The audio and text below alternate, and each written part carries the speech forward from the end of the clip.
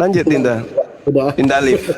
Udah paman. Transaksi kita sudah aman kan? Ya? Siap Guru Nda. Ada lagi Aman, transaksi baru? udah langsung. Udah, Tunggu aman. dulu. Alhamdulillah. Si Jaman, tunggu dulu. Tadi saya dengar ya dulu, Udah. si Jaman ini ngomong saya pansos. Tahu kau? Bukan aku yang pengen masuk room ini, tahu kau si panjang WA saya. Kau nggak masuk room katanya. Ya, tidak mau Pansos nggak ada untungnya aku pansos di room muslim ini, tahu kau? Diam. Nggak punya untung Pak aku Zuma, pansos di silakan room muslim masuk, ini, tahu kau? Kalau aku pansos mungkin ku bikin akun asliku, bukan kayak gini, tahu kau? Pansos kau yang pansos, butuh koin kau.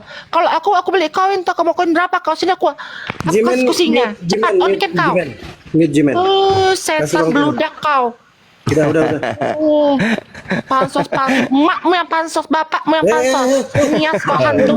Biar suruh di bawah aja Bang Bapakmu Pandi, yang suruh di pansos. bawah dulu. Itu wajar lah. Kita doakan saja mudah-mudahan saudari Olan ini bisa sedikit berubah untuk tidak menggunakan narasi-narasi gereja ketika tampil di komal-komal Islam. Karena di Islam itu yang diutamakan itu adalah akhlak, adab, apalagi seorang wanita. Wanita itu makhluk yang paling mulia di antara seluruh makhluk yang pernah diciptakan Allah di muka bumi ini.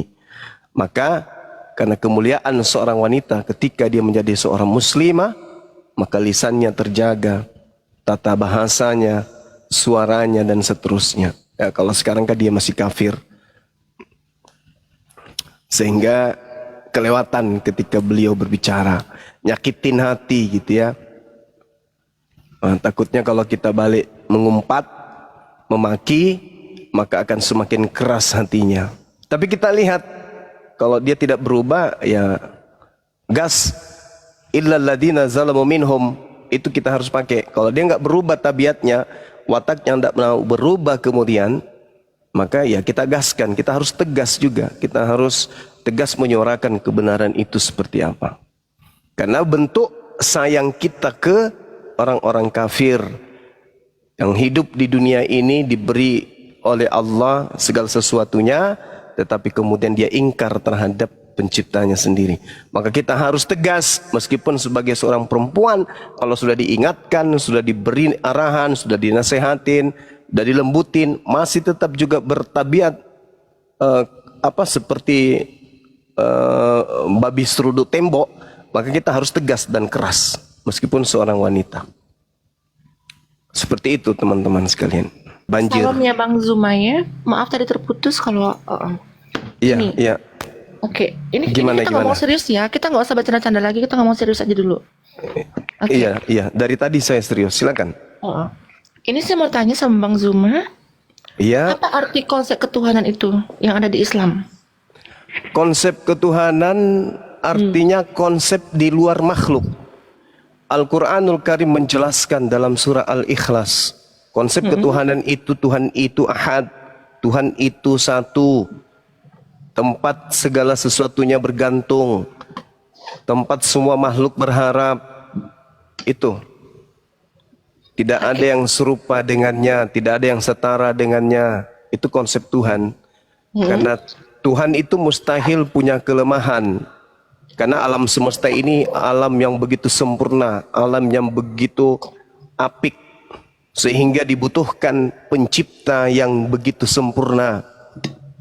Gak bisa tidak. Seperti ketika kita melihat komputer, komputer itu pasti dibuat oleh orang yang sempurna otaknya, ilmunya. Maka kalau komputer saja dibutuhkan makhluk yang menciptakannya, yang membuatnya sempurna, maka sudah pasti pencipta makhluk itu jauh lebih maha sempurna. Maka Tuhan itu adalah tataran pencipta yang mengadakan segala sesuatu yang ada di bumi. Maka dia wajib sempurna, tidak memiliki kelemahan, tidak punya titik noda sedikit pun. Sudah pasti bukan makhluk. Karena kalau makhluk pasti punya keterbatasan. Sehebat apapun itu. Itulah Tuhan. Qul huwallahu ahad. Dialah Allah yang Maha Esa. Allahus Samad, tempat meminta segala sesuatu. Lam yalid walam yulad, yang tidak bersilsilah, tidak berketurunan, tidak punya asal, tidak beranak, tidak pula diperanakkan. Walam yakul lahu kufuwan ahad, dan tidak ada sesuatu apapun baik di langit maupun di bumi atau di antara keduanya yang setara dengan Dia. Itulah Tuhan. Oke. Eh, Gini ya. Di agama kami, Yesus itu adalah Tuhan.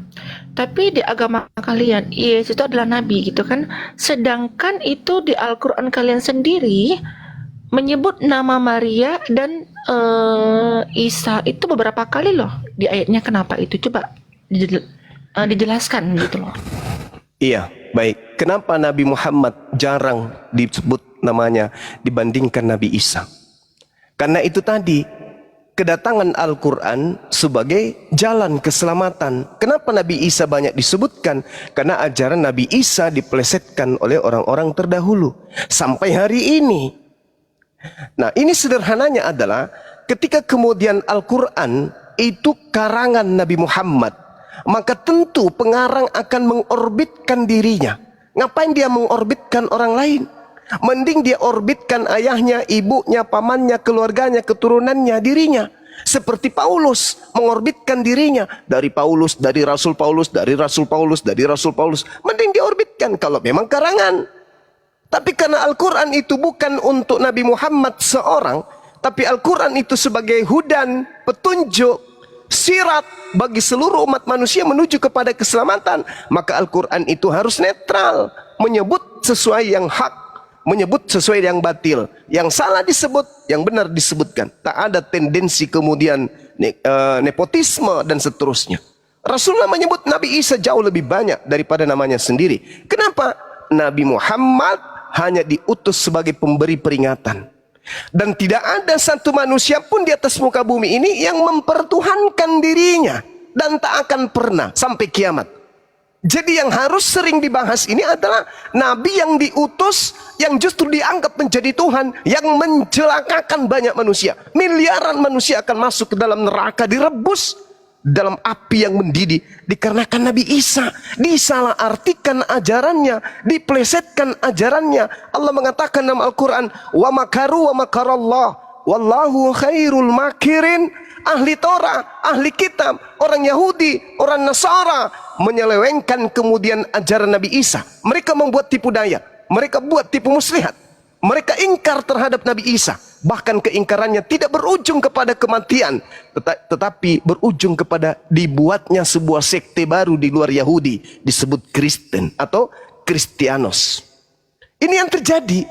Maka Nabi Isa itu harus diluruskan ajarannya. Coba lihat di dalam Yohanes 16 nomor 14. Ketika ia datang, yaitu roh kebenaran, dialah yang akan mengajarkan kepadamu. Dia akan memuliakan aku.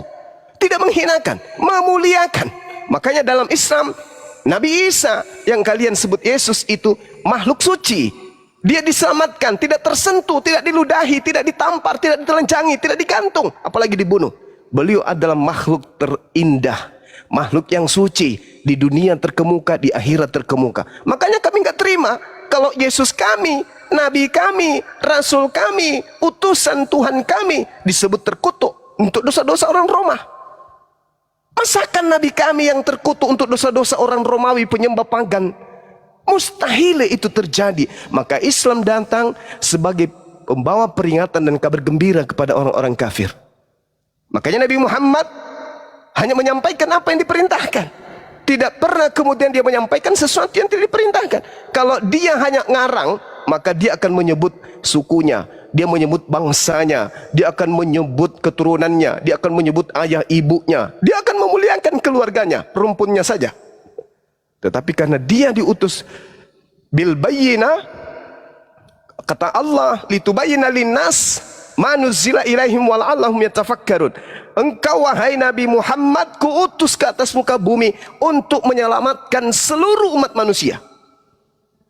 Maka jangan egois, jangan menyampaikan sesuatu yang tidak aku ajarkan. Ajarkan instruksi dari langit. Apa yang kuperintahkan, itu yang kusampaikan. Begitu juga Yesus, karena dia Nabi. Begitu juga Musa, karena mereka adalah orang-orang sindik. Mereka ini adalah orang jujur, orang terpercaya, al-amin. Mereka nggak mungkin berdusta, mereka nggak mungkin ngarang-ngarang cerita, nggak mungkin. Yesus mengatakan di dalam Yohanes 12:49, aku tidak berkata-kata dari diriku sendiri loh. Apa yang aku katakan, apa yang diperintahkan oleh Tuhanku, katakan dan aku sampaikan. Aku diperintahkan menyampaikan, aku ini utusan, aku sampaikan. Aku diperintahkan mengajarkan supaya mereka orang Israel menyembah hanya kepada Dia yang ada di langit. Aku sampaikan. Aku tidak berkata yang lain. Aku perintahkan mereka menjalankan hukum Taurat. Aku ajar mereka melakukan sabat. Aku ajari mereka berpuasa. Aku ajari mereka bersunat. Aku ajari mereka salat, sujud. Itu yang aku diperintahkan. Yohanes 14:24. Firman yang kau dengar dari mulutku itu bukan dari aku, tapi dari Dia yang telah mengutus aku. Di dalam Al-Quran pun dikatakan hal yang sama.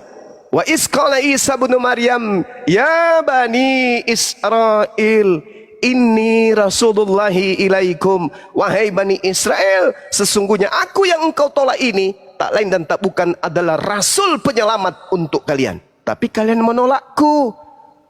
Kalian, ya silakan. Oke. Gini Bang ya, itu kan konsep ketuhanan kalian gitu. Kalau kami kan itu tidak ada yang datang ke Bapa melainkan dari Yesus sendiri. Dari Yesus sendiri. Berarti gini, kalau kita pengen masuk surga, berarti kan itu kan dari Yesus sendiri gitu loh. Bener nggak? Nah, konsep kami seperti itu. Jadi gini, ini konsep kematian ya.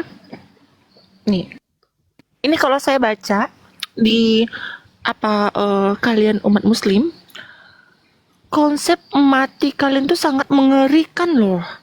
Ya, ngeri banget ini.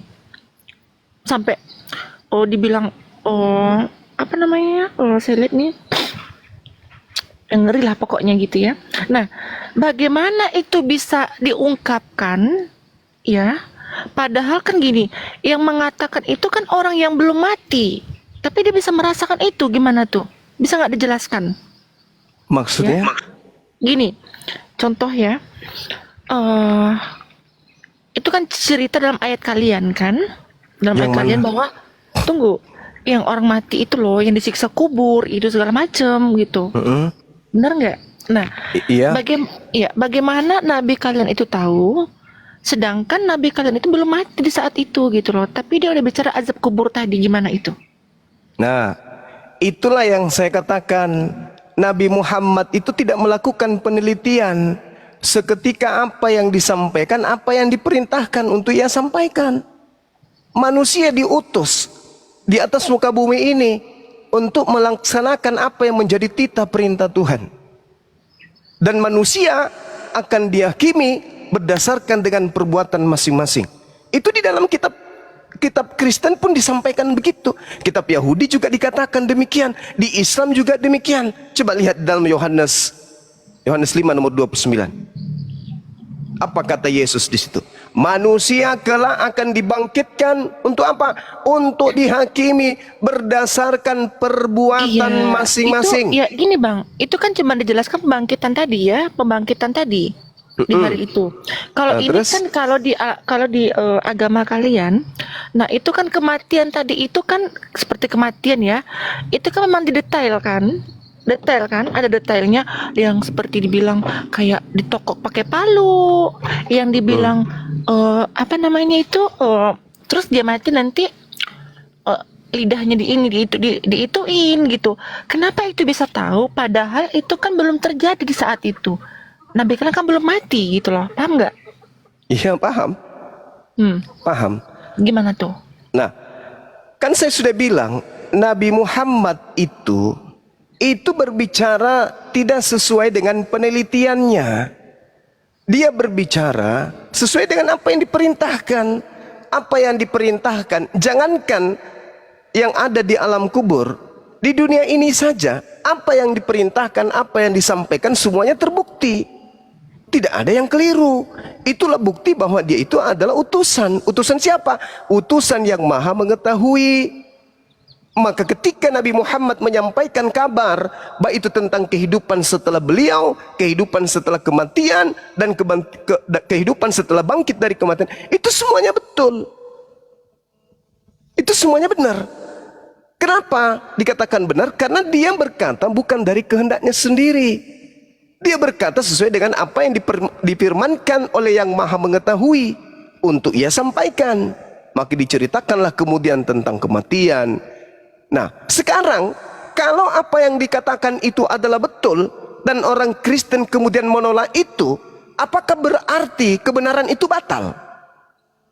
Adanya sisa kubur di dalam ajaran agama Islam, tapi kemudian di Kristen itu tidak dipercaya. Apakah menjadi batal? Karena orang Kristen tidak percaya alam kubur, begitu mati tidak ada siksa kubur. Karena umat Islam percaya adanya siksa kubur, begitu mati disiksa di kubur. Tak begitu. Tidak begitu. Yang namanya siksa kubur itu pasti ada. Meskipun Anda tidak menerima, nggak usah terlalu jauh deh. Coba aja dulu masuk ke kamar 1x1, berdiri di situ, berdiri di dalam situ, dikunci dari dalam. Siksa nggak? Ya siksa. Apalagi ditimbun 202 meter ke bawah, ditimbun bumi, maka tidak tersiksa. Tersiksalah. Pasti tersiksa itu. Apa yang bisa menyelamatkan kita kemudian? Amal kebajikan, amal soleh. Makanya Yesus mengatakan ketika ditanya dalam Matius 19, Guru, ya paman, apa yang bisa membuat aku selamat? Jangan membunuh, jangan bersaksi dusta, jangan ini, jangan itu, jangan ini, jangan itu, jangan itu. Artinya, untuk menyelamatkan manusia, ikuti instruksi perintah Tuhan. Kristen ada nggak melakukan perintah Tuhan? Tak ada. Perintah Tuhan mana yang dijalankan Kristen? Satu aja. Tak ada. Tak ada. Jadi kalau mati nanti, meskipun mereka tidak beriman kepada adanya siksa kubur, tetap saja kemudian disiksa dalam kubur. Mau tidak mau. Karena itu sudah kaidah, bukan keinginan kita yang terjadi, tetapi keinginan Tuhan yang akan berlaku, bukan keinginan kita. Kita menginginkan, kami pun Islam menginginkan, jangan ada siksa kubur dong. Tapi bukan kita yang punya kehendak. Coba Anda lihat di dalam kitab yang Anda pegang, Yesaya 14:19, Mazmur 116 nomor 3. Siksa kubur itu ada. Siksa kubur itu ada. Asap maut telah mengelilingiku dan siksa kubur telah mencekamku.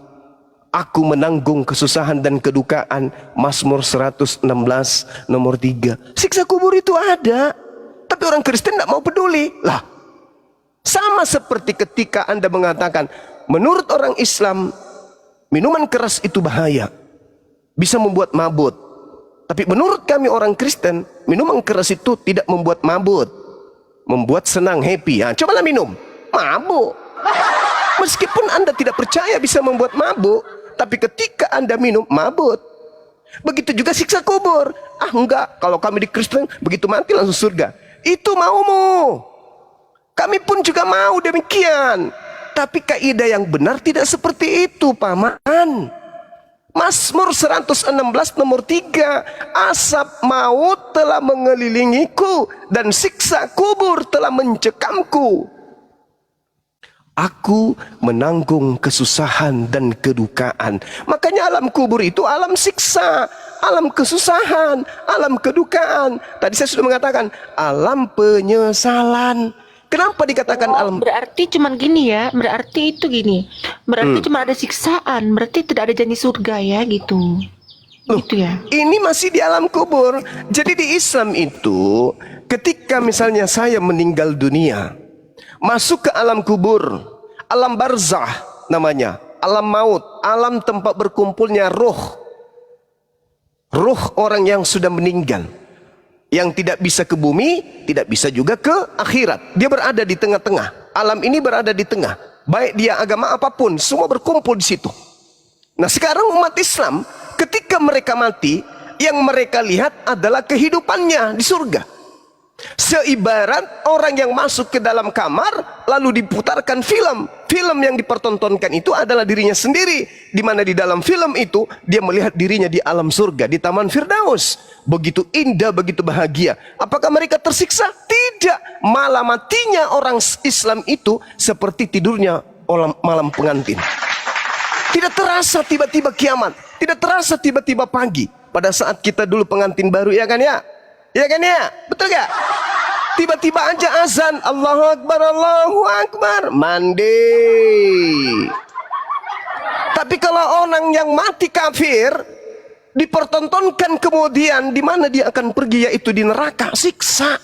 Cobalah masuk ke kamar, kunci dari dalam, putar film horor. Bukankah umatnya Rasul kalian itu yang terakhir masuk surga? Kata siapa? Kata siapa? Umatnya Nabi Muhammad yang pertama masuk surga. Tidak ada umat masuk surga sebelum umatnya Nabi Muhammad. Yang terakhirlah yang pertama masuk ke surga, yaitu baginda Rasulullah Muhammad sallallahu alaihi wasallam. Nah, sedangkan Kristen mau kemana? Dihalang oleh Yesus yang asli. Matius 7 nomor 22 nomor 23. Dihalang. Sedangkan di Islam apa? Innalladzina amanu. Innalladzina amanu. Apa? Sesungguhnya manusia yang berkata innallaha, sesungguhnya Allah itu adalah Tuhanku, maka dia akan dimasukkan ke dalam surga. Gimana ayatnya itu, Dinda? Surah Al-Baqarah, Al-Anfal ayat 38 ya. Itu jelas, itu diterangkan seperti itu. Barang siapa yang berkata Allah adalah Tuhanku dan dia teguh memegang perkataannya, maka dia akan dimasukkan ke dalam surga. Al-Quran surah Ar-Ra'd ayat 23. Al-Baqarah juga ada, Bang. Al-Baqarah juga ada, Masya Allah. Itu jelas itu. Surah Al-Mu'minun, kad aflahal mu'minun. Beruntunglah orang-orang Islam yang mukmin, yang salat, yang zakat, yang tidak berzina, yang tidak berdusta. Mereka lah namanya. Tetapi di dalam Al-Quran dibolehkan untuk dibunuh. Nggak boleh. Nggak boleh. Barang siapa yang membunuh satu manusia saja, tidak karena ada alasan yang membenarkan, maka dia seakan-akan membunuh seluruh umat manusia. Itu Al-Quran menerangkan itu. Oh gitu ya. Seperti itu. Yes. Lalu kenapa ada seorang oknum yang bunuh anak remaja saat lagi doa rosario? Lantas kesalahannya di mana? Kenapa? Ada seorang oknum membaca anak remaja yang sedang lagi doa rosario. Maka dia berdosa, nggak boleh. Al-Quran mengatakan itu, barang siapa yang membunuh satu manusia, maka dia sama halnya dengan membunuh seluruh umat manusia. Nggak boleh. Al-Quran mengatakan, surah Al-Ma'idah ayat 32. Nggak boleh. Jadi kalau ada oknum yang melakukan hal itu, ya neraka tempatnya. Nggak boleh, karena itu dilarang oleh Allah. Betapa banyak dosanya dia, karena dia telah membunuh manusia yang tidak berdosa. Min ajli zalika katabna ala bani Israel annahu man qatala nafsa bighairi nafsi aw fasadi fil ard faka'annama qatala nas jami'a. Siapa yang membunuh satu manusia, maka dia sama halnya membunuh seluruh umat manusia. Betapa banyak dosanya. Tak boleh lagi dia masuk di surga kecuali dia taubatan nasuha. Gitu, Bang. Di Islam nggak boleh membunuh. Berbeda kalau di Bible, bunuhlah. Itu di Bible. Kami nggak diajarkan untuk bunuh loh. Karena kalian tidak melaksanakan Bible. Kami nggak diajarkan untuk bunuh, Bang Juma. Jangan salah. Karena kalian tidak taat kepada Bible. Loh, kok nggak taatnya di mana? Loh, kalau Anda taat maka Anda akan melakukan pembunuhan di mana-mana. Karena perintahnya seperti itu.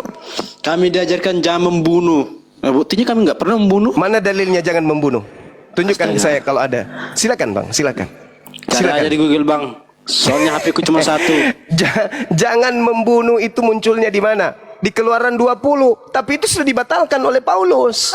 Kalau sudah batal, makanya sama perintahnya, jangan makan babi. Tapi kalian makan babi. Kenapa? Karena kalian pengikut Paulus. Kalian sudah batalkan perintah-perintah itu. Jangan membunuh, jangan bersaksi dusta, jangan ini, jangan itu. Apa kata Paulus? Dengan matinya Yesus, kita tidak lagi terikat di dalam hukum-hukum itu. Kita sudah bebas. Galatia 5 nomor 1, nomor 2 dan seterusnya. Efesus 2 nomor 15 dan seterusnya. Jadi Kristen itu bebas, mau melakukan apa bebas. Coba Anda baca Kolose 2. Tamatkan satu perikop. Apakah masih ada hukum di Kristen? Tak ada lagi. Bebas. Mau ngapain aja Kristen itu bebas. Gak boleh lagi terikat dengan hukum-hukum.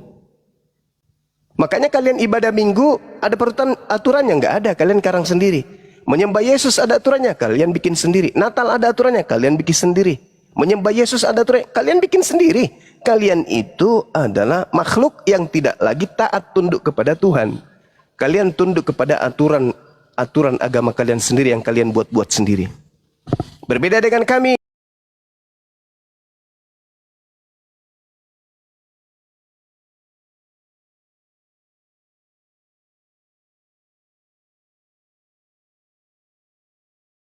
Iyalah, iyalah Bang Juma, iyalah. Iya, itu fakta, Iya. Bu. Itu fakta. Iyalah. Iya, Ada lagi? Ada lagi? udah cuman itu aja. Oke, sip. Contoh ya, innalladzina amanu ya ayyuhalladzina amanu idza nudiya lis-sholati min yaumil jumu'ah. Wahai umat manusia, apabila diseru engkau salat Jumat maka lakukanlah. Salat Jumat ada perintahnya. Keluaran 31 nomor 13-14.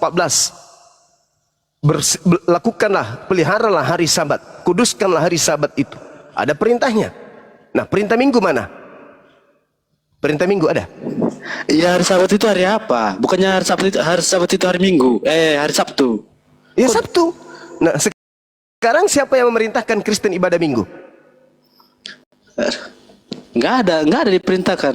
Cuma kalau bagian di luar Israel itu boleh beribadah di hari Minggu gitu. Siapa yang membolehkan? Nabi mana yang mengajarkan? Tuhan yang mana yang mengajarkan? Iblis, Paman. Nah, itu betul. Makanya di dalam Matius 24 nomor 15, apabila engkau melihat sang pembinasa keji duduk di tempat kudus seperti yang dinubuatkan Daniel kepadamu. Apa nubuatan Daniel?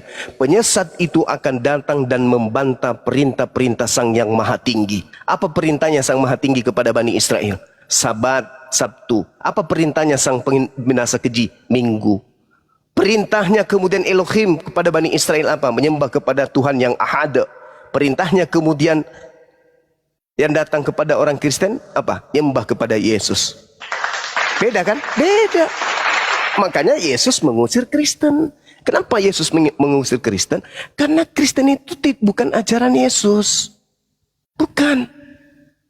Saya boleh diperhadapkan dengan pendeta. Apapun levelnya. Berhadapan dengan saya. Mau 100 pendeta saya sendiri. Saya ingin tanya dari mana asal usulnya agama Kristen ini. Muaranya pasti kepada bukan Yesus. Pasti bukan Yesus.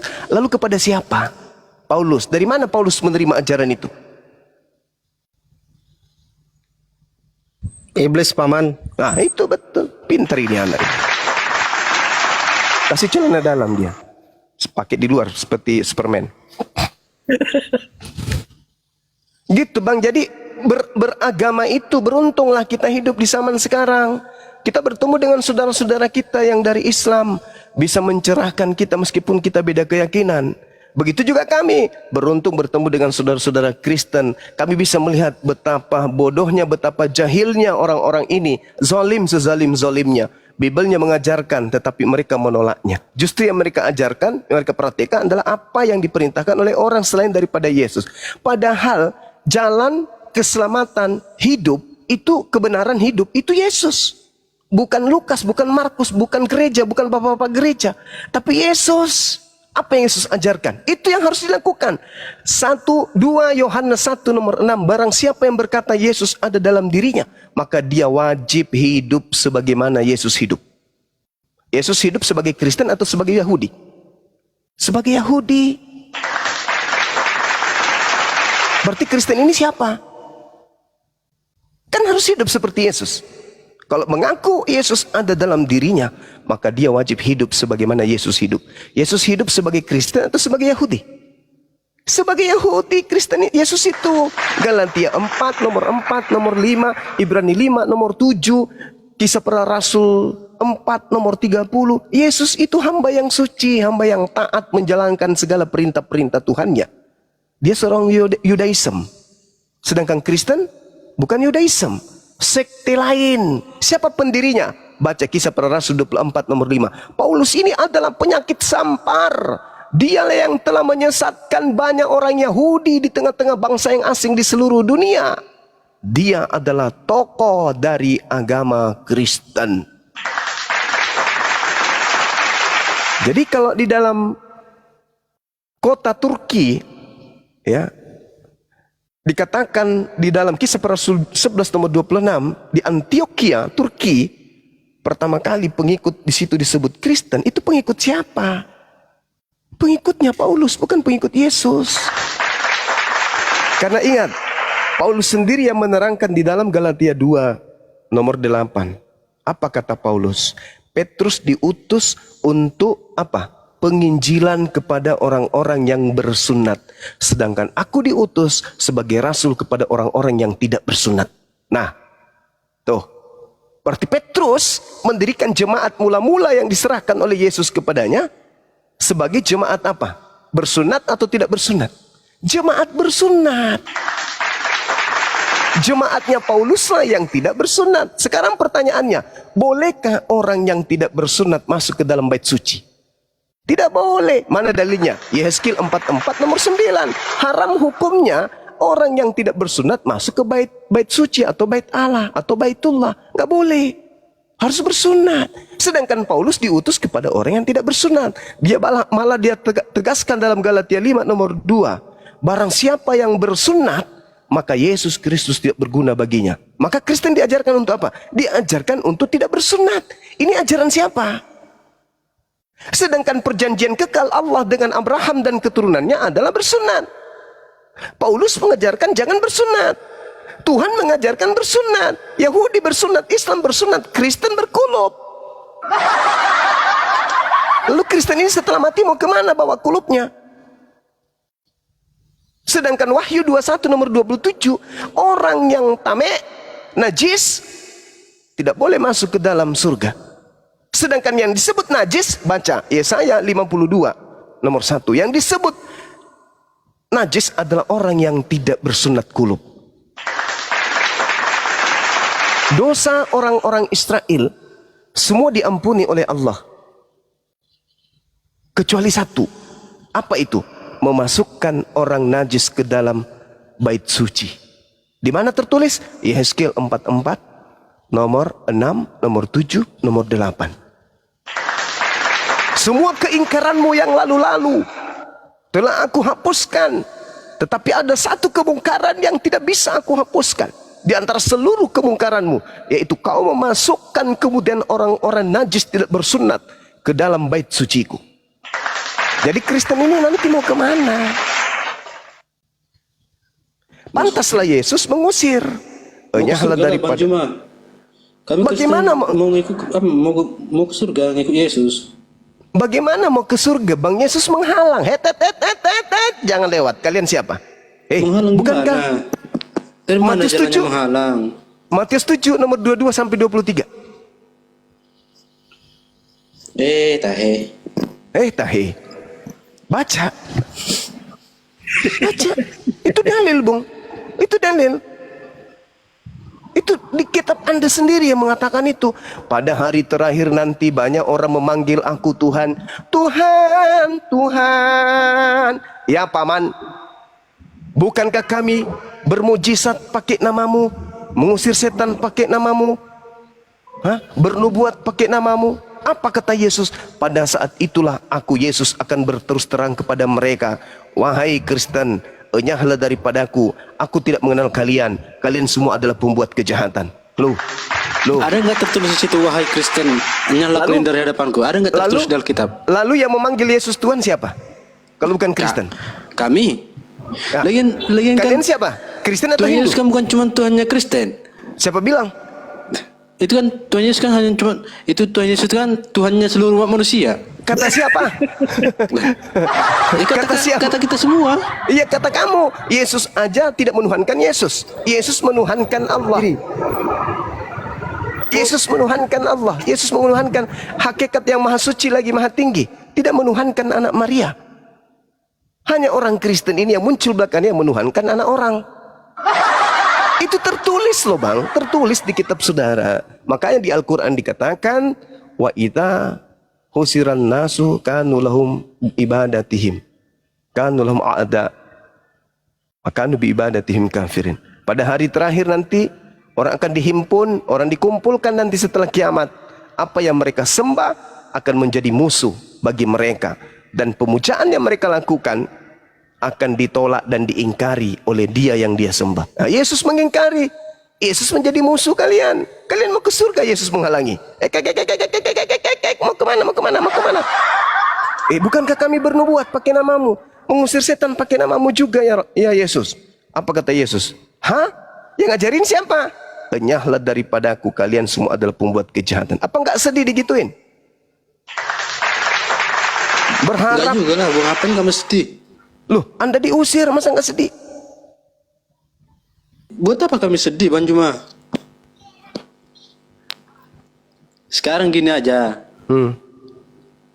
Suatu saat Tuhan Yesus akan datang ke dunia ini untuk menghakimi seluruh umat manusia. Udah. Salah Jelas. Anda. Salah Anda. Salahnya di mana, Bang Juma? Anda baca Yohanes 8:42. Yohanes berapa? Yohanes 8 nomor 42. Oke, bentar. Ya, baca. Yang keras. Kalau perlu sampai 40 rumah dengar di tetangga Anda.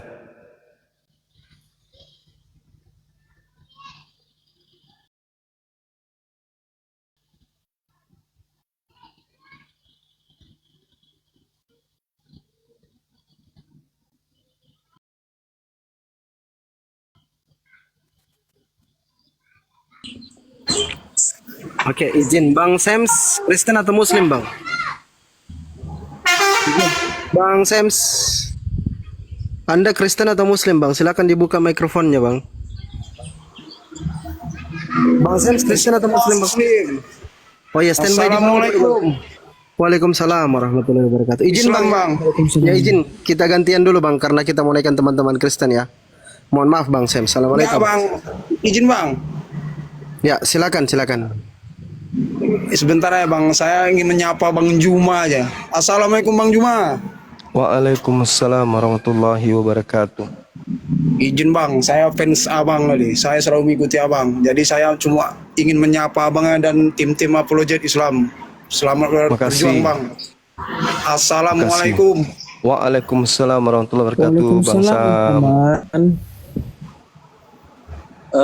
Yohanes berapa tadi, Bang Juma? Yohanes 8 ayat berapa? Yohanes 8 nomor 42. Di situ Yesus berkata, aku datang bukan atas kehendakku sendiri. Endingnya di mana? Anda kan mengatakan dia akan datang menghakimi seluruh manusia. Endingnya di mana? Yohanes 12:48. Itu endingnya. Barang siapa yang menolak aku dan tidak menerima perkataanku, dia sudah ada hakimnya, yaitu firman yang telah kukatakan, itulah yang akan menjadi hakimnya pada akhir zaman. Jadi yang dihakimi Yesus, apakah seluruh umat manusia? Tidak. Dia datang hanya untuk Bani Israel. Dia menyampaikan firman hanya untuk Bani Israel. Jadi yang dihakimi nanti hanyalah Bani Israel, bukan menghakimi saya. Karena asas yang dipakai, hukum yang dipakai untuk menghakimi oleh Yesus adalah perkataan yang pernah keluar terucap dari mulutnya. Dia berkata apa? Wahai Bani Israel, sesungguhnya aku ini diutus hanya kepada domba yang sesat dari Bani Israel. Yesus berkata, Yohanes 10 nomor 5 nomor 6, Yesus berpesan kepada ke-12 muridnya agar jangan ke bangsa lain, tetapi pergilah kepada bangsa yang sesat dari umat Israel. Nanti muridnya itu dihakimi. Kalau sampai muridnya ada yang keluar dari Bani Israel mengajarkan sesuatu yang tidak diajarkan oleh Yesus, maka dia akan dihakimi oleh Yesus. Ditanya dia, hei kau misalnya ditanya sama Yesus muridnya, hei Petrus, ya paman, siapa yang mengajarkan kau sampai ke Roma mengajar? Saya kan sudah perintahkan samamu, jangan ke bangsa lain. Kenapa kau tolak? Apa kata Petrus?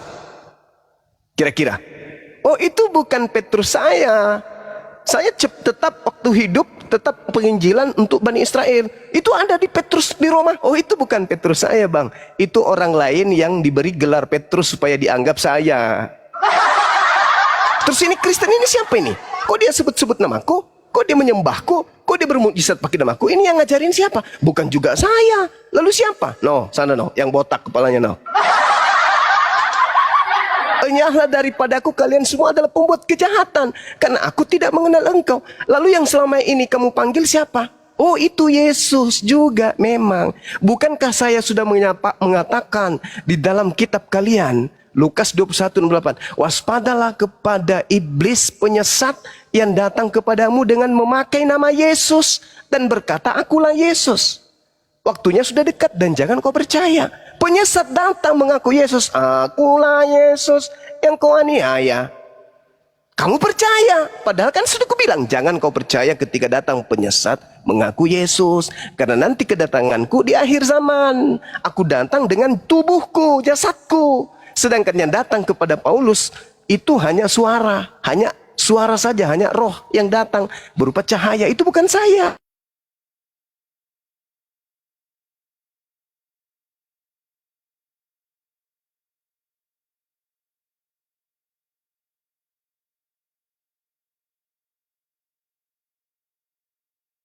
Ya, bukan ajaranku. Di mana pernah muridku kusuruh menyembahku? Di mana pernah muridku kusuruh ibadah minggu? Di mana pernah muridku kusuruh makan babi? Di mana pernah muridku kusuruh jangan bersunat?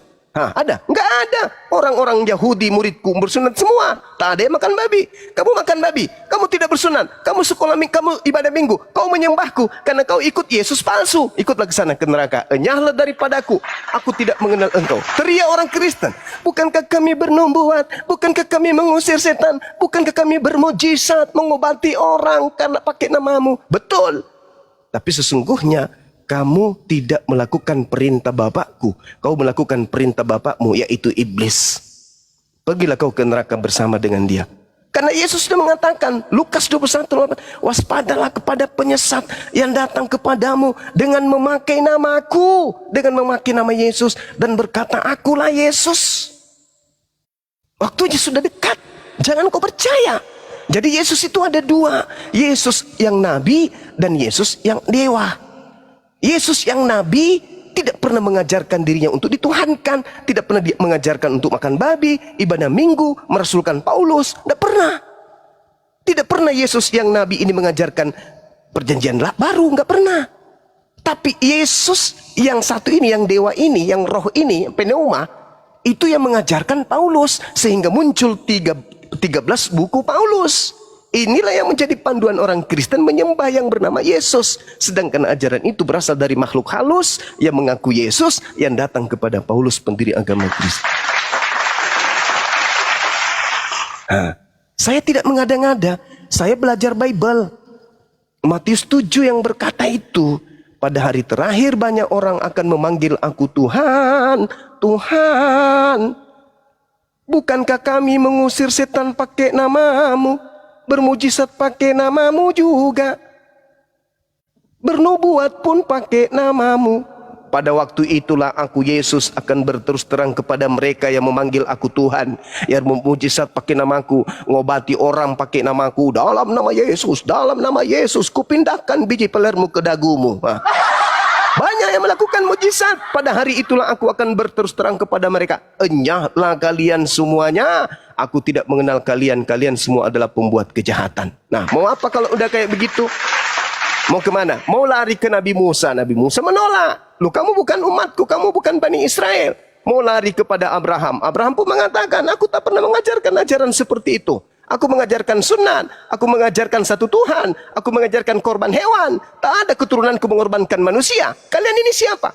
Lari kepada Nabi Isa. Isa juga menolak. Lari kepada Nabi Muhammad. Apalagi Nabi Muhammad paling nangis. Wahai umatku, aku diutus untuk kalian tapi kalian menolakku. Padahal di dalam kitabmu sudah diterangkan akan datang penolong lain. Yohanes 14 nomor 16, nomor 26. Aku akan minta kepada Bapa agar Bapa mengutus seorang penolong lain. Tapi ketika penolong lain itu datang, yaitu aku, kalian menolakku, kalian mengolok-olokku, kalian menertawakanku, kalian menghinakanku. Kalian lebih percaya kepada ajaran yang dibawa oleh penjajah. Aku tak bisa membantumu. Aku hanya bisa membantu umatku yang senantiasa bersalawat kepada aku. Sementara kau bukan umatku, bukan kaumku. Kau kaumnya Yesus yang iblis itu. Yesus yang asli pun menolakmu kan, apalagi aku. Nah, ini fakta real. Inilah yang akan terjadi esok hari. Al-Quran menceritakan itu, di Bible juga menceritakan itu. Coba kita lihat Yohanes 5 nomor 29. Ketika kemudian kiamat itu datang dan setelahnya orang benar akan dibangkitkan untuk masuk ke dalam surga, kata Yesus. Dan orang yang salah sesat akan dibangkitkan untuk dihakimi di neraka. Itu kata Yesus. Berarti kita akan dibangkitkan, selamat tidaknya kita, neraka tidaknya kita, tergantung dari perbuatan kita di atas muka bumi ini. Kalau dalam hidup kita di atas muka bumi ini menyembah kepada makhluk halus, lalu keselamatan apa yang bisa dijanjikan ketika yang kita sembah itu makhluk halus? Bukan penciptanya yang kita sembah, tapi makhluk halusnya yang kita tuhankan. Yesus mati-matian siang dan malam. Sembahlah Bapa, Tuhanku dan Tuhanmu, Bapakku yang ada di langit, Bapakku yang ada di surga, Bapakku yang ada di surga, Bapakku yang ada di langit, Engkau yang ada di langit, Engkau yang ada di langit. Datang-datang dari barat, justru menyembah yang ada di bumi Yesus. Kalau umat Islam ditanya, lalu umat Islam menyembah siapa? Umat Islam menyembah Sang Khalik, bukan makhluk sembahan kami. Loh, mana sembahanmu? Kota hitam yang ada di Mekah? Oh tidak, itu adalah bait. Itu adalah bait kudus, bait Elohim, baitullah, baitel. Itu bukan Tuhan. Itu adalah baitullah, bait Allah, bait Elohim. Tapi Anda Hajar Aswad, oh itu batu saksi. Sebagaimana Yosua 24:27. Sebagaimana Yesaya 6 nomor 7. Itu adalah batu yang dijadikan sebagai batu tugu yang akan menjadi saksi di hadapan Allah. Lalu Tuhanmu yang mana? Rabbus samawati wal ar, yang tak terlihat oleh jasad manusia, tetapi kemudian dialah yang melihat. Umat Islam tidak perlu melihat dengan kasat mata kepada pencipta. Kenapa? Karena pencipta itulah yang melihat kita manusia. Berbeda dengan saudara Kristen, dia yang harus melihat Tuhannya, bahkan melihat Tuhannya dibunuh oleh tentara Romawi. Na'udzubillah tsumma na'udzubillah. Ini kezaliman, ini zalim. Makanya dikatakan Al-Quran, innal ladzina kafaru minal kitab wal musyrikina fi nari jahannam khalidina fiha abada. Mereka kekal di dalam neraka. Kenapa? Diberi akal tidak dipakai. Sengaja dibutakan matanya sendiri, sengaja ditutup telinganya sendiri, sengaja dibutakan, ditutup hatinya sendiri. Sementara siang malam dari segala penjuru para apologet Islam sudah menyuarakan, Yesus manusia suci, dia bukan makhluk terkutuk, dia adalah makhluk yang dimuliakan oleh Tuhan, dia adalah makhluk yang dikasihi oleh Tuhan, dia adalah jalan bagi Bani Israel menuju kepada Tuhan. Tapi kalian menolak, oh Islam salah. Yesus kami itu terkutuk. Dia diludahin, dia ditampar, ditonjok, ditelanjangin, disobek semua pakaiannya sampai dia bugil, lalu digantung di pohon untuk dosa-dosa kami. Lah itu kalian menghina, menghujat, tapi kalian menganggap itu kebaikan. Kalian memandang itu adalah kemuliaan, padahal itu adalah sebuah kehinaan dan kehancuran manusia sebagai makhluk yang terindah dicipta untuk menjadi pemimpin. Justru dipimpin oleh iblis. Bukan dia memimpin dirinya atau mengarahkan dirinya, tetapi dia mau dituntun oleh iblis. Yesus berkata ketika ia hendak dibunuh oleh orang-orang Yahudi dalam Yohanes 8. Apa yang dikatakan oleh Yesus? Sekiranya engkau adalah keturunan Abraham, ya, maka engkau akan melakukan apa yang diperintahkan oleh Abraham. Sekali andai saja firmanku ada di dalam kamu, maka kamu tidak akan pernah mau membunuhku. Tetapi karena tidak ada firmanku di dalammu, maka engkau mau membunuhku. Coba. Jadi orang yang mau membunuh Yesus adalah orang yang tidak ada firman di dalam dirinya. Makanya Yesus mengatakan di ayat selanjutnya, di data selanjutnya, iblislah yang menjadi bapakmu, dan kamu mau melakukan keinginan-keinginan bapakmu. Apa keinginan bapakmu? Bunuh Yesus, dosamu dihapuskan, ibadah minggu, makan babi, jangan bersunat. Itu keinginan-keinginan bapakmu, kata Yesus. Tapi keinginan bapakku yang ada di surga apa? La ilaha illallah, Yesus Rasulullah, sabat, jangan makan babi, bersunat, sujud dalam beribadah, puasa. Itu keinginan bapakku.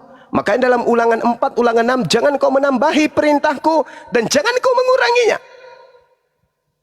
Itu. Tapi apa kata Paulus? Dengan matinya Yesus di atas tiang salib, dia telah membatalkan segala perintah, dia telah membatalkan hukum Taurat beserta segala perintah yang ada di dalamnya. Mengurangi enggak itu? Mengurangi. Perintah Tuhan bisa nggak dikurangi? Nggak boleh. Kalau dikurangi melanggar nggak? Melanggar. Berarti pengikut Paulus ini melanggar atau tidak? Melanggar. Orang yang melanggar kemana perginya? Orang yang melanggar firman Tuhan kemana perginya? Neraka paman. Neraka aman. Jelas itu. Maka satu-satunya umat di atas muka bumi ini yang memuliakan Yesus hanya umat Islam. Yahudi menolaknya, Kristen menghinanya. Hanya umat Islam yang memuliakan. Yohanes 16 nomor 14, ketika ia datang, yaitu penolong lain itu, dia akan memuliakan aku. Satu-satunya agama di atas muka bumi ini yang memuliakan Yesus hanya Islam. Yahudi menghinakan, dianggapnya anak zina yang direbus di dalam neraka di atas tinja yang mendidih. Kristen jangankan di neraka, jangankan di bumi, jangankan di surga, di akhirat, di dunia pun Kristen sudah menghinakannya. Dia adalah manusia yang terkutuk dengan jalan terkutuk di atas salib demi untuk dosa-dosa orang barat. Dihinakan. Tapi kalau umat Islam alaihis salam, Nabi Isa alaihis salam, atasnya keselamatan, atasnya keselamatan. Coba, indahnya Islam itu. Makanya kami umat Islam lah pengikut Yesus. Sementara Kristen itu adalah anti Yesus, anti Kristus. Itulah Kristen. Oke, Seperti itu, Bang. Bima. Silakan. Boleh aku bertanya lagi? Silakan. Gini, jika Tuhan Yesus adalah Nabi Isa, Ya. di mana Nabi Isa lahir dan di mana Tuhan Yesus lahir? Iya, baik. Kalau kita berbicara mengenai kelahiran, sama seperti Bang Suma. Ada yang mengatakan saya lahir di kota Palopo, ada yang mengatakan saya lahir di desa Monte Carlo, kota terkecil di Mesir Timur. Ada juga yang mengatakan saya lahir di Makassar. Apakah perbedaan-perbedaan ini menyebabkan orang yang memandang Bang Suma lahir di Palopo adalah melahirkan Suma yang lain, dan orang yang mengatakan Bang Suma lahir di Kairo adalah Bang Suma yang lain? Tidak. Tapi dalil Beda kita. lah. Ya, mana ada beda? Bang Suma cuma satu. Jelas beda Bang Juma. Abang Bang lahir Suma ini contoh, Bang Suma contohnya cuma Bang Ju- satu. Bang contohnya Suma Bang cuma Juma. satu.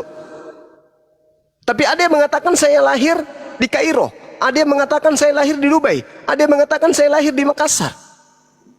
Apakah kemudian saya menjadi tiga? Karena adanya cerita-cerita yang berbeda. Ceritanya cuma satu. Lalu mana cerita yang paling akurat, yang bersumber dari Yang Maha Menyaksikan? Yang menciptakannya siapa? Yang di langit. Yang di langit yang mengabarkan.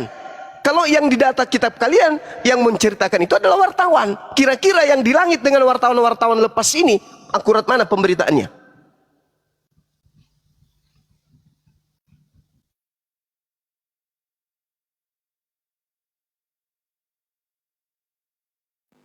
Tes.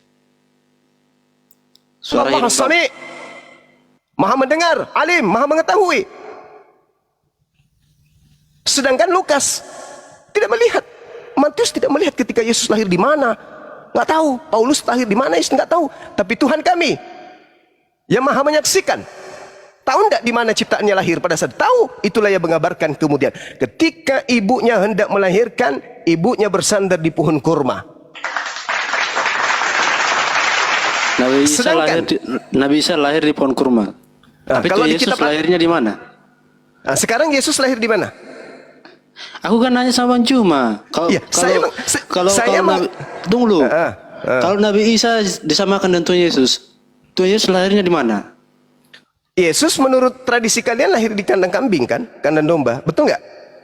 Iya.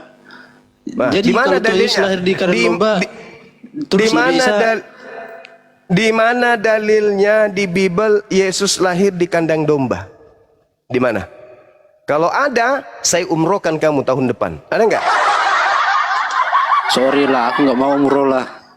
Ya, makanya tunjukkan supaya kau tidak umroh. Maka tunjukkan mana kandang dombanya. Yesus lahir di kandang domba itu tertulis di mana? Ada nggak?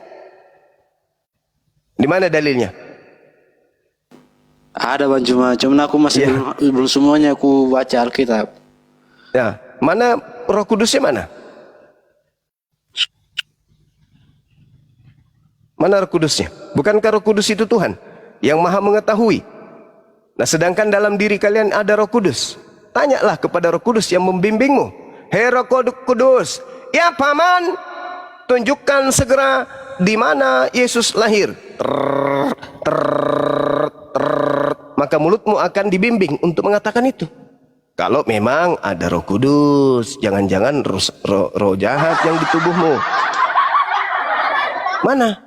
Kalau umat Islam ditanya, wahai umat Islam, ya paman, di mana Nabi Isa lahir? Roh Kudus membimbing kami, mengarahkan ke dalam kitab suci Al-Quranul Karim. Nah, Al-Quran menjelaskan itu. Lalu apa yang diterangkan kemudian tempat kelahiran Yesus menurut Bible? Kita lihat. Di dalam Hakim-Hakim 1 nomor 16. Keturunan Hobab ipar Musa orang Keni itu maju bersama-sama dengan Bani Yehuda dari kota pohon kurma. 1.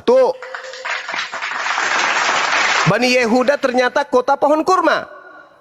Hakim-Hakim 3:13. Raja ini mengajak Bani Amon, Bani Amalek menjadi sekutunya. Lalu majulah ia dan memukul orang Israel kalah. Kota pohon kurma diduduki mereka. Kota pohon kurma ternyata adalah kota orang Israel. 2. Hakim-Hakim 4 nomor 5. Dia biasa duduk di bawah pohon kurma, Deborah antara Rama dan Betel di pegunungan Efraim, dan orang Israel menghadap dia untuk menghakim kepadanya. Ternyata di pegunungan Efraim itu adalah kota kurma. Kemana Yesus sembunyi ketika dia hendak dibunuh oleh orang-orang Yahudi? Baca Yohanes 11 nomor 54 atau 55. Yesus atau 56. Yesus kemudian menghindar dari orang-orang Yahudi dan pergi ke sebuah padang gurun bernama Efraim. Ternyata Efraim itu dikenal dengan kota pohon kurma. Keempat, terlalu banyak. 2 Tawarik 28 nomor 15. Dan orang-orang yang ditunjuk dengan disebut namanya bangkit, lalu menjemput para tawanan itu. Semua orang yang telanjang mereka berikan pakaian dari rampasan itu. Orang-orang itu diberi pakaian, kasut, makanan dan minuman. Mereka diurapi dengan minyak dan minuman. Mereka diurapi dengan minyak dan minuman. Mereka diurapi dengan minyak. Astagfirullah, kenapa ini? Terpental lah. Astagfirullah. Sorry. Kenapa? Ngelek. Enggak rungkat ngelek. Aku hadir lagi, paman. Allahu Akbar. Masya Allah. Sorry, kesalahan yang tidak di ini. Iya. Jadi berdasarkan tempat kelahiran, rupa-rupanya tempat yang bersejarah yang disebut pohon kurma, kota kurma itu adalah tempat Yesus. Sedangkan kalau kita minta di tradisi Kristen, mana dalilnya Yesus lahir di kandang domba? Mana? Kalau ada, Ari Tonang saya umrohkan bulan depan atau tahun depan. Ada enggak? Ada enggak? Yang keenam, Nehemia 8 nomor 16. Dan bahwa di semua kota mereka dan di Yerusalem harus disampaikan berita dan pengumuman yang berbunyi, pergilah ke gunung, ambillah daun pohon zaitun, daun pohon minyak, daun pohon murad, daun pohon kurma. Kenapa aku diturunkan? Aku kan belum selesai. Artinya bahwa tempat kelahiran Yesus itu dikenal dengan kota kurma. Yesus mau tidak mau, lahirnya bukan di kandang domba, tapi lahirnya di area pohon kurma. Subhanallah. Silakan ada bantah. Ya, Bang Zuma, kita ngomong Iya. ya. Iya. Tadi saya udah buka Bible atau cari tahu lah gitu kan. Iya. Iya. Ini tentang konsep ketuhanan tadi ya. Iya, silakan. Iya. Iya, ada kebingungan sih, kebingungan. Kebingungan itu gini. Ya kalau di kalian itu kan Tuhan itu tunggal ya. Di kami pun juga Iya. tunggal sebenarnya gitu. Cuman kan gini, Roh Allah tadi itu ada pada Yesus gitu, ada pada Yesus sendiri gitu kan. Nah berarti kan dirangkup 3 jadi dirangkup 1, berarti 1 gitu.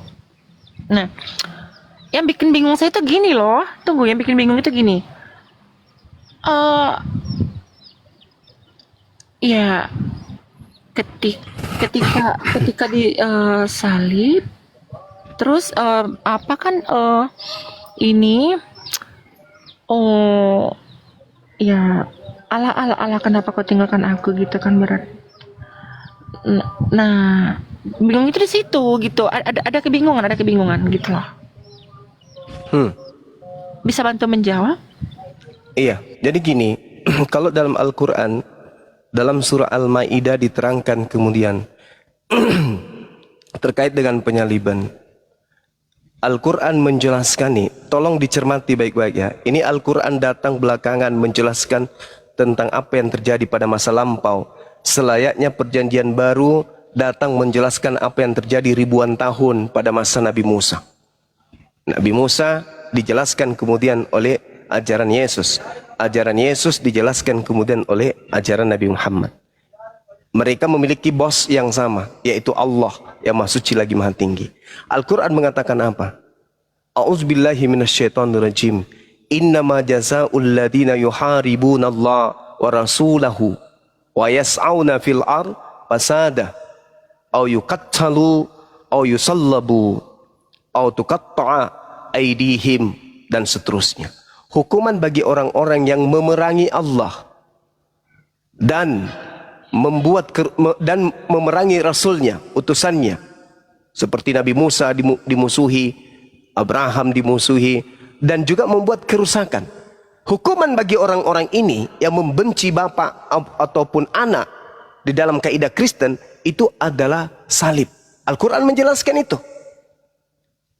Yang memusuhi, yang memerangi Allah dan memerangi Rasulnya adalah salib. Itu dalam Al-Quran. Bagaimana kitabnya Nabi Musa? Apakah sama? Sama. Tertulis di mana? Ulangan 21, nomor 22, nomor 23. Apa kata dalilnya kitabnya Nabi Musa di situ? Dikatakan bahwa apabila ada orang yang melakukan dosa yang sepadan dengan hukuman mati. Coba. Berarti dia adalah orang yang berdosa. Apabila ada orang yang melakukan dosa sepadan dengan hukuman mati, lalu kau gantung dia, jangan kau biarkan mayatnya semalam-malaman. Sebab orang yang dikutuk oleh Elohim, jangan kau biarkan mayatnya menyentuh tanah yang diwariskan Elohim kepadamu. Berarti Al-Quran mengatakan yang disalib ini adalah pendosa. Iya. Kitabnya orang Yahudi juga mengatakan yang disalib ini adalah pendosa. Nah sekarang pertanyaannya, apakah Yesus seorang pendosa? Iya, tunggu. Berarti konsepnya gini. Berarti konsepnya Yesus itu menyembah Tuhan kalian gitu. Iya betul, jelas itu. Tuhan itu cuma satu. Makanya kalau saudara Kristen mencari Tuhan umat Islam, mana Tuhan yang umat Islam itu? Carilah Tuhannya Yesus mana? Cari Tuhannya Musa mana? Cari Tuhannya Abraham mana? Kalian tidak akan pernah bisa menemukan. Tapi Tuhan kami maha melihat, maha mendengar. Nah, kalau Tuhannya Kristen cari, banyak ada di pinggir-pinggir, di tiang-tiang rumah, nempel-nempel. Itu ada Tuhannya Kristen. Tapi Tuhannya Nabi Musa, tempel di mana? Digambarkan di mana fotonya Tuhannya Nabi Musa? Ditempelkan di mana fotonya Tuhannya umat Islam? Tak ada. Karena Tuhan menurut Yesus, tak ada yang bisa melihat. Yohanes 5 nomor 37. Musa juga demikian. Keluaran 33 nomor 20. Tak ada yang bisa melihat. Begitu juga Al-Quran mengatakan laisa kamitslihi syai'. Tuhan itu tidak bisa dilihat karena Tuhan itu tidak serupa dengan makhluk. Jadi kenapa Tuhannya Yesus Kristen bisa dilihat? Karena sejatinya yang dituhankan itu makhluk, roh. Nah, itu yang aku cuma bentar. Silakan. Aku izin pamit dulu soalnya aku mau ke gereja. Iya, silakan Bang, silakan. Ya. Salam sama pendetanya. Salam dari Bang Suma bilang. Iya. Permisi ya, Bang Juma. Ya, Jangan semuanya. dulu Bang Aritonang. Jangan kau tinggalkan dulu aku Bang. Sini dulu. Kau kerja sore. Pergi kau. Aritonang, kenapa kau tinggalkan aku? Begitu harusnya kan. Hari Minggu itu Yesus menggembalakan domba. Hari Sabtu baru ke gereja, kalian ke balek. Nah, kenapa kemudian Yesus teriak Eli Eli sama Sabaktani? Itu sebenarnya hanya cocokologi yang diambil dari kitab Mazmur. Itu cocokologi. Tidak ada hubungannya. Yesus itu tidak pernah memanggil Tuhannya dengan panggilan Eli. Yesus tidak pernah ditinggalkan oleh Tuhan karena dia adalah orang yang dikasihi. Mazmur 37 nomor 28 29. Tuhan tidak akan pernah meninggalkan orang yang dikasihi. Sementara yang ada di Mazmur berapa itu teman-teman? Mazmur 2 ya? 22 ya? Ya, berarti kan konsepnya gini Bang. Konsepnya itu Tuhan, berarti Yesus sendiri itu menyembah Tuhan kalian gitu kan? Nah, betul. Intinya. Iya, memang. Yesus menyembah Allah yang maha suci lagi maha tinggi. Bukankah Yesus itu Allah? Allah itu Gimana? sendiri. Oh, tidak bisa. Karena Allah itu bukan makhluk. Bilangan 29 nomor 13. Allah bukan manusia dan bukan anak manusia. Yesus manusia dan Yesus anak manusia. Bagaimana bisa dia Allah? Yesus berkata di dalam Yohanes 5 nomor 37. Allah itu tidak bisa dilihat. Suara Allah tidak bisa didengar. Kata siapa? Kata Yesus. Berarti Yesus bukan Allah. Ya emang bukan. Ya tapi kan roh Allah itu ada pada dirinya sendiri gitu loh. Semua manusia itu rohnya adalah roh Allah. Seperti rohnya Olan. Itu rohnya siapa? Itu rohnya Allah. Makanya di dalam Kejadian 6 nomor 3. Rohku, Allah berfirman, rohku tidak selamanya berada dalam diri manusia. Berarti roh yang ada pada diri kita ini roh Allah. Makanya kita hidup. Karena pada diri kita ada biasan daripada esensi yang maha hidup. Coba kalau ruh keluar, mati kita. Kenapa kita bisa hidup? Karena bias percikan yang maha hidup itu ada pada diri kita berupa roh. Kalau roh dicabut, mampus. Secantik apapun Anda, mati pasti. Semancung apapun hidungnya, selentik apapun bulu bibirnya, pasti mati kalau roh itu keluar. Kenapa? Karena unsur yang Tuhan berikan berupa roh yang berasal dari dirinya udah diambil, mampus, mati. Jadi roh yang ada pada diri kita itu adalah roh Elohim. Kejadian 6 nomor 3. Coba, Anda tahu roh Anda? Anda tidur sama roh, Anda makan bersama roh, Anda keluar ke bumi bersama dengan roh, tidur bersama dengan roh, tak sedetik pun Anda pernah berpisah dengan roh. Barang yang paling dekat dengan diri Anda itu adalah roh Anda. Tetapi Anda tidak mengenalinya kan? Rohnya seperti apa wujudnya? Seperti apa bentuknya? Kayak mana dia? Ada di dalam tubuh Anda. Tapi Anda tidak mengenalnya. Itulah yang disebut eksistensi ketuhanan. Orang berakal akan tahu Tuhan itu ada, buktinya saya ada. Tuhan itu ada, buktinya saya hidup. Dengan ruh Allah saya hidup. Kalau tidak ada Allah, tidak ada rohnya. Kalau tidak ada rohnya, saya tidak hidup. Karena saya ada, maka roh Allah ada. Karena roh Allah ada, maka pencipta dari roh itu pasti ada. Itu orang berakal. Makanya umat Islam itu tidak mencari Tuhan. Di mana Tuhan saya ya? Apakah kau melihat Tuhan, mayat Tuhan kami? Tidak begitu di Islam. Karena Tuhan itu sudah menitipkan, hei makhlukku yang berakal, yes, aku kasih kode, aku kasih simbol padamu ya, keberadaanku. Nih, itu wujud aku ada, aku serahkan rohku kepadamu. Itu wujud aku ada. Ketika aku sudah mencabut rohku padamu, maka kau hanyalah bangkai apa? Kau hanyalah jenazah. Engkau adalah mayat yang terkujur kaku, tak bisa ngapa-ngapain. Karena kenapa? Karena sudah ada unsur rohku di dalammu. Kau akan menjadi tanah kembali. Kau menjadi mayat, membusuk. Kenapa? Karena aku sudah mengambil rohku. Kamu bisa hidup karena adanya aku. Maka hanya orang yang lemah akal lah yang tidak bisa menemukan Tuhan. Harus ada fotonya. Wah, ini foto Tuhan saya, gondrong, lesung pipinya cantik, bibirnya bagus, kumisnya tipis, hidungnya mancung, lehernya bergerigi dan seterusnya. Tak ada Tuhan kayak gitu. Itu pagan namanya. Orang yang berakal itu pejamkan mata, berseru, wahai engkau yang menciptakan alam semesta. Maka yang menciptakan alam semesta itu mendengar, melihat. Oh, hambaku si Fulan lagi memujiku. lagi memuliakanku. Itu orang yang berakal itu begitu. Makanya Nabi Abraham mana Tuhannya? Tak bisa kita lihat. Tuhannya Musa mana? Tak bisa kita lihat. Tuhannya Yesus mana? Tak bisa kita lihat. Tuhannya Nabi Muhammad? Tak bisa kita lihat. Lalu bagaimana cara kita berhubungan dengan esensi yang menciptakan kita? Dengan cara ibadah.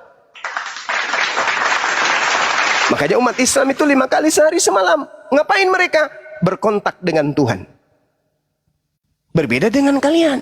Ada harus patungnya di depan, sujud di situ, cium-cium patungnya. Apa itu? Pagan. Mempertuhankan makhluk. Ya, sebenarnya bukan mencium patung gitu loh. Itulah wujudnya. Itulah apanya tadi itu. Inkarnasinya tadi itu gitu loh. Bukan menyokong itu. Itu pagan itu namanya. Artinya sama seperti orang Quraisy. Mereka tidak mempertuhankan berhala-berhala itu, tidak. Mereka jadikan berhala itu sebagai mediasi. Ketika mereka ditanya, siapa yang menciptakan kalian? Allah. Siapa yang menjadikan semuanya ini? Allah. Kenapa kamu menjadikan patung berhala-berhala ini? Karena kami tidak bisa melihat Allah. Maka kami bentuk ini sebagai mediasi bahwa kami menyembah kepada Allah. Tapi kamu mempertuhankannya? Tidak, kami tidak mempertuhankan. Kami hanya memediasikan ini, membentuk. Itu sama halnya. Makanya ada perintah di dalam kitabnya Nabi Musa. Jangan kau membentuk, jangan kau membuat patung yang menyerupai apapun baik di langit maupun di bumi. Sekarang begini, teman-teman Kristen ketika berseru, wahai Yesus. Yesus dengar nggak? Ya, dengarlah kan dia Tuhan. Mana dalilnya? Mana dalilnya Yesus Maha mendengar? Ya nggak ada sih. Nggak ada. Itu hanya sangkaan kalian saja. Tapi kalau Tuhannya Yesus yang kita seru, wahai Tuhannya Yesus, mendengar nggak sang Tuhan? Sang Tuhan mendengar nggak? Mendengar, Paman. Mendengar, Paman. jelas mendengar. Annallaha sami'. Sesungguhnya Allah itu Maha mendengar. Itu dalilnya. Tuhan yang kami sembah Maha mendengar. Kalau Yesus ada nggak Maha mendengar? Enggak. Aku tidak dapat berbuat apa-apa dari diriku sendiri. Wah, mati celaka. Yang kayak gini dituhankan. Makanya Yesus mengatakan dalam Yohanes 17 nomor 3, wahai Bani Israel, seluruhnya kalian tidak akan bisa mendapatkan hidup kekal kecuali kalian mengenal Allah satu-satunya Tuhan yang benar dan mengenal aku Yesus yang diutusnya. Nah, itu konsepnya. Yohanes 17 nomor 3. Dalam Islam, la ilaha illallah Yesus Rasulullah. Dalam Islam tuh. Iman Islam ke sana enggak? Ke sana. Berarti Islam mendapatkan hidup yang kekal. Yes. Kristen bisa nggak mendapatkan hidup kekal? Gimana ceritanya? Keluaran 20:3. Jangan ada ilah lain di hadapan.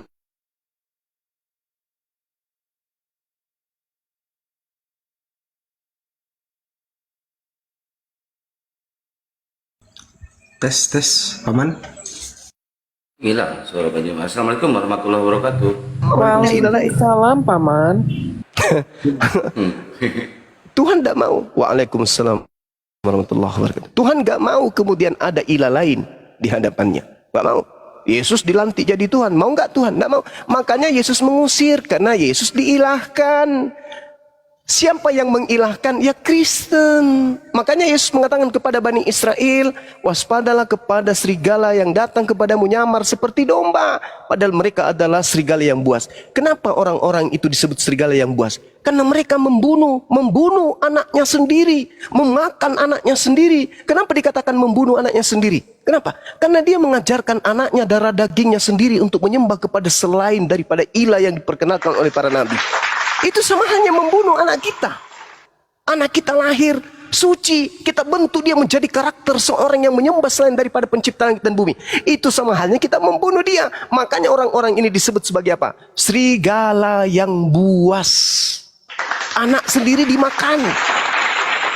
Orang yang betul adalah menumbuh kembangkan anaknya lalu diajarkan untuk berpikir, nak, cari agama yang betul. Cari agama yang betul. Kalau engkau menemukan Islam betul, masuk Islam. Hindu yang betul, masuk Hindu. Kristen yang betul, masuk Kristen. Bagaimana cara membetulkan segala sesuatunya? Terkhusus iman. Segala sesuatunya dibenarkan oleh akal. Oke, gini Bang ya. Berikan saya waktu dulu untuk menjawab ini semua gitu loh. Iya, Karena silakan. banyak pertimbangan. Oke? Oke, kita tanya jawab boleh 5 menit? Boleh tanya jawab kita 5 menit? Boleh? Boleh? Oke. Menurut saudari Olan, apakah semua iman yang ada di setiap agama itu betul? Ya betul. Berarti iman Islam betul? Ayo. Ya. Jujur, iman Islam betul. Iman Hindu? Iman Hindu betul nggak? Ya, ya gitu gue. Iman seseorang itu ya, ya benar-benar. Berarti Hindu benar. Buddha juga benar. Ya semua agama itu benar. Berarti Tuhan itu banyak.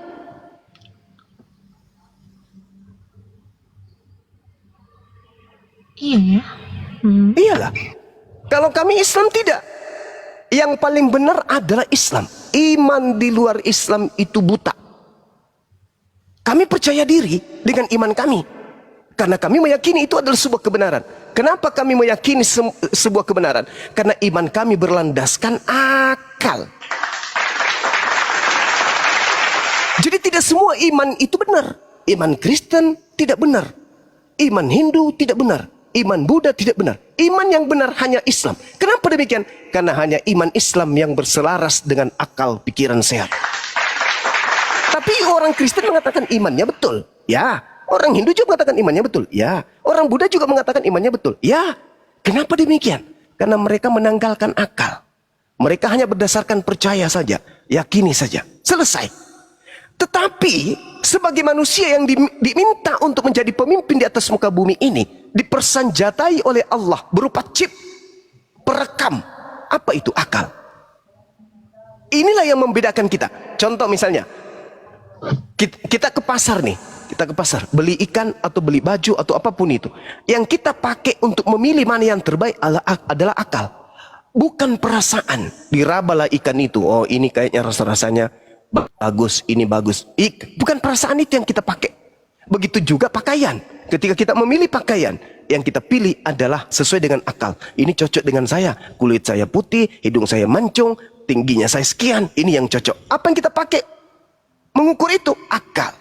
Begitu kita masuk sekolah, kita pilih sekolah-sekolah yang bagus. Apa yang kita pakai? Akal. Kita ingin beli mobil, apa yang kita pakai? Akal. Kita ingin beli kendaraan, akal. Kita memilih pasangan, akal. Memilih agama, kenapa kita tidak menggunakan akal? Bukankah agama ini adalah kendaraan kita? Selamat tidaknya kita nanti setelah kematian di dunia ini adalah penentu. Kenapa giliran akal kita tidak pakai? Kenapa giliran agama kita tidak pakai?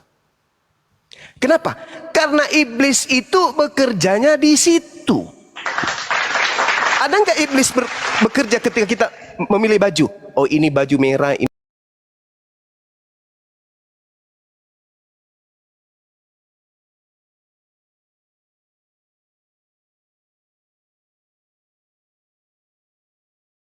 pisang. Apakah iblis? Enggak. Tapi ketika kita berbicara mengenai akidah, agama, Tuhan, iblis di situ bekerja. Anehnya, agama di luar Islam tidak menggunakan akal. Disitulah kesempatan iblis membunuh Ya, karena gini. pikiran manusia. Ya, karena gini ya. Konsep ketuhanan itu sendiri itu tidak bisa dicerna dengan akal gitu loh. Kata siapa? Kata siapa? Yesus mengatakan, kasihilah Tuhanmu dengan apa? Dengan akal. Kalau yang lain saja kita pakai akal, masa giliran Tuhan kita nggak pakai akal? Sementara Allah bangga di hadapan malaikat. Sebelum kita diciptakan, Allah pencipta langit dan bumi bangga membanggakan kita, mengidolakan kita. Wahai malaikat, wa isqala rabbuka lil malaikati inni ja'ilun fil ardi khalifah. Qalu ataj'alu fiha may yufsidu fiha wa yasfiku dima. Wahai malaikatku, makhluk langit semuanya. Ada apa ya Rabb? Aku hendak menciptakan makhluk sebagai pemimpin di atas muka bumi. Malaikat semua protes. Apa? Untuk apa? Hai diam. Inni a'lamu ma la ta'lamun. Meskipun kalian mengatakan makhlukku di bumi itu akan membuat peperangan, membuat kerusakan ini bla bla bla bla, tapi aku lebih tahu daripada kalian. Aku nih, Tuhan akan memberikan kemuliaan kepada mereka berupa akal yang tidak kuberikan kepada kalian. Dengan akal itulah kamu lihat, dia akan memimpin bumi.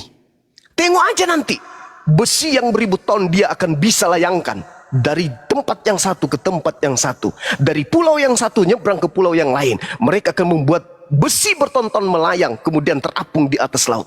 Lihat aja nanti setelah aku ciptakan. Dia akan membuat sesuatu yang luar biasa di bumiku. Aku tunjukkan bumi sebagai tempat, kemudian ia bercocok tanam. Aku hamparkan bumi itu untuk mereka tempati. Lihat nanti ketika aku sudah ciptakan. Nah, Tuhan membanggakan kita. Dan ketika Tuhan membanggakan kita di tengah-tengah makhluknya yang lain, Allah dikecewakan dengan adanya makhluk bernama manusia yang justru mematikan akalnya. Kemana dia pergi nanti? So Allah beri sanksi neraka. Tapi mereka yang membanggakan Allah di hadapan makhluk yang lain mendapatkan imbalan jannah surga. Ayo.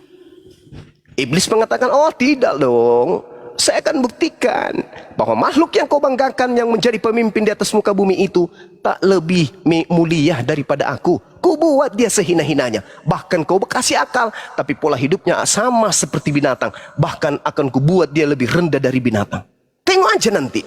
Akan kubuat, hanya sedikit yang akan beriman kepadamu. Hanya sedikit. Selebihnya akan kubuat dia bersamaku masuk ke neraka. Tengok aja, kumatikan akalnya. Apa kata Allah? Inni a'lamu ma la ta'lamun. Aku memberikan akal. Nih, coba kuciptakan Adam. Innama amruhu idza arada syai'an ayaqula lahu kun fayakun. Jadi Adam. Ketika Adam dicipta kemudian di hadapan para malaikat ditanya, "Hei Adam, apa itu namanya gunung? Itu apa namanya laut? Itu apa namanya sapi? Yang ini apa namanya kambing? Yang ini namanya apa? Tumbuh-tumbuhan." Nah, tengoklah. Lihat. Lihat wahai para malaikatku, makhlukku ini luar biasa. Dia tahu. Dia tahu. Dia bisa berkarya sama sepertiku. Dia bisa kemudian berbicara sama sepertiku. Dia bisa kemudian berkarya sama sepertiku. Dia bisa membuat sesuatu sama sepertiku. Inilah makhlukku yang paling mulia. Tapi apa kata iblis? Tengoklah sebentar. Hanya sedikit dari mereka ya Rabb. Demi kemuliaanmu, izinkan aku membuktikan itu. Aku buat mereka semua akan melupakan engkau. Dan aku buat mereka tergiring untuk justru menyembah bukan kepadamu, tetapi kepada makhlukmu yang lain. Ketika kau mengutus makhluk yang luar biasa, mampu ini, mampu itu, akan kubuat otak mereka berpikir, wah ini Tuhan. Ketika engkau perlihatkan api itu menyala, bisa membakar apa yang ada di depannya, maka sebagian dari mereka aku akan buat berpikir, inilah Tuhan, api ini adalah Tuhan. Ketika engkau menciptakan gunung yang besar, maka aku perlihatkan sebagian dari mereka untuk menganggap bahwa gunung yang besar itu adalah Tuhan. Ketika engkau menciptakan lautan yang luas, akan kubuat mereka kemudian menyembah kepada lautan itu. Ketika engkau menciptakan kemudian bintang di langit, matahari yang ada, akan kubuat mereka sebagian mempertuhankan itu. Intinya, kubuat mereka kufur, kubuat mereka kafir dan ingkar kepadamu. Kau utus nabi, ku giring mereka untuk mengingkarinya. Kau utus rasul, ku giring kemudian mereka untuk membunuhnya dan menyalibnya. Tengok aja, aku akan buktikan itu. Makanya di dalam Al-Quran setiap umat Islam itu berbuat, a'udzubillahi minasyaitonirrajim. Aku berlindung kepada Allah dari godaan setan yang terkutuk. Itu hanya ada di Islam. Nah, makanya kemudian yang terjadi hari ini adalah umat Islam di setiap pola hidupnya itu harus berlandaskan kepada siapa? Bismi. Bismi. Dengan menyebut nama Allah. Itu yang terjadi. Ya jadi segitu ya teman-teman yang Kristen utamanya. Kenapa umat Islam itu dihadirkan oleh Allah sebagai pembawa kabar gembira dan pembawa peringatan kepada kalian. Karena kalian berasal dari agama terdahulu, agama leluhur kalian, tidak berasal dari agama para nabi. Karena itulah kemudian agama nabi terakhir datang sebagai pola kabar gembira dan pemberi peringatan. Anda mengikuti kabar gembira itu, Anda mengikuti pembawa peringatan ini, alhamdulillah. Kalian ingkar, maka siap-siap bersama dengan iblis di dalam api neraka. Saya kira begitu. Teman-teman sekalian, silakan dilanjut. Di sini sudah hampir masuk pukul setengah 6. Tandanya kita harus menuju kepada maghrib. Silakan. Olan kemana? Jatuh. Oh, terpental, dibawa sama Lucifer keluar. Silakan dilanjut. Silakan, Dek, silakan. Kang Dito, Akang, silakan. Christian. Mau nanya nih, Juma. Iya. Boleh nanya nggak? Quran Boleh. abad 7 yang buang Quran abad 7 naskah asli siapa? Kenapa? Yang Quran yang abad 7, naskah aslinya yang buang siapa? naskah asli dibuang.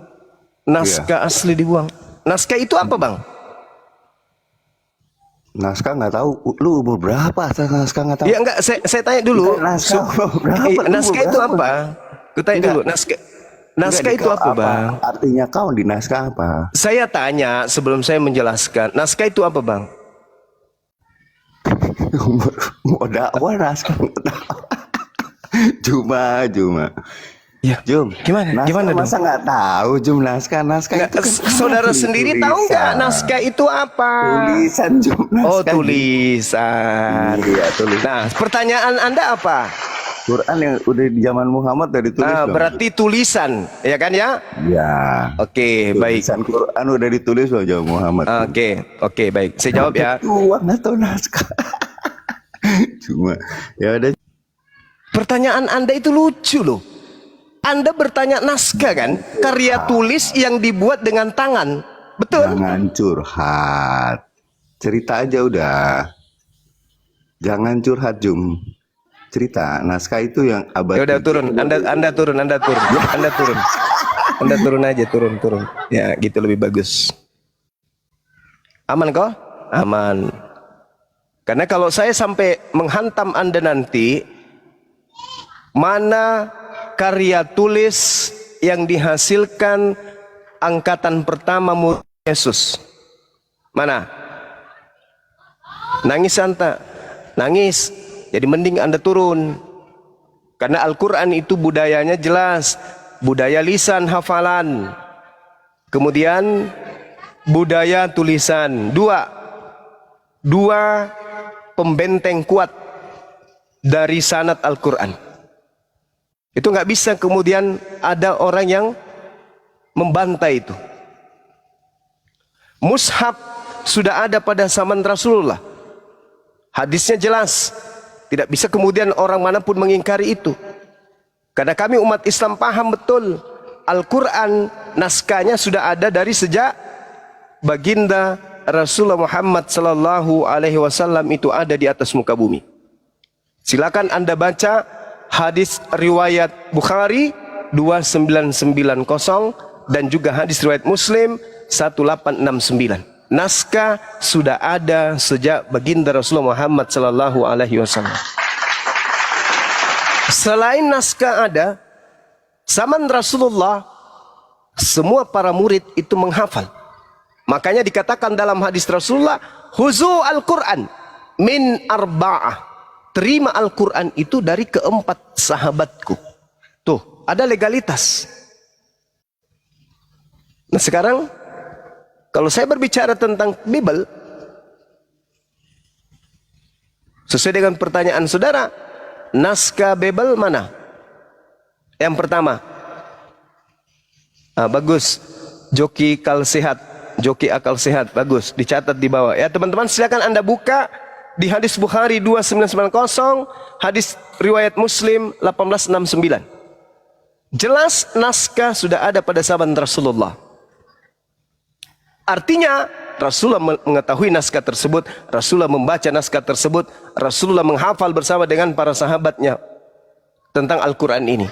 Nah, yang dituliskan kemudian secara budaya tulisan itu adalah hafalan dari naskah-naskah yang ada. Itu jelas itu. Jadi sanad Al-Quran itu luar biasa. Sanad itu adalah mata rantai penyampaian Al-Quran. Manuskripnya jelas, naskahnya jelas, apalagi hafalannya jelas, tulisannya jelas, bacaannya jelas. Itulah Al-Quran. Tapi kalau Bible, selangkah dari Yesus, pada zaman Yesus, ada nggak orang yang kemudian menulis Bible? Zaman Yesus? Tak ada. Bagaimana teman-teman? Sudah dicek hadis tadi? Betul? Betul adanya bahwa naskah sudah ada zaman Rasulullah? Coba dicek.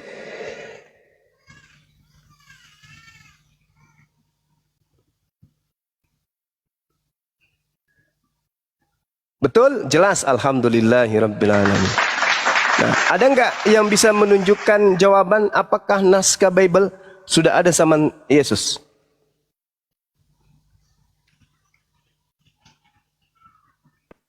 Nggak ada, Paman. Nggak ada, Paman.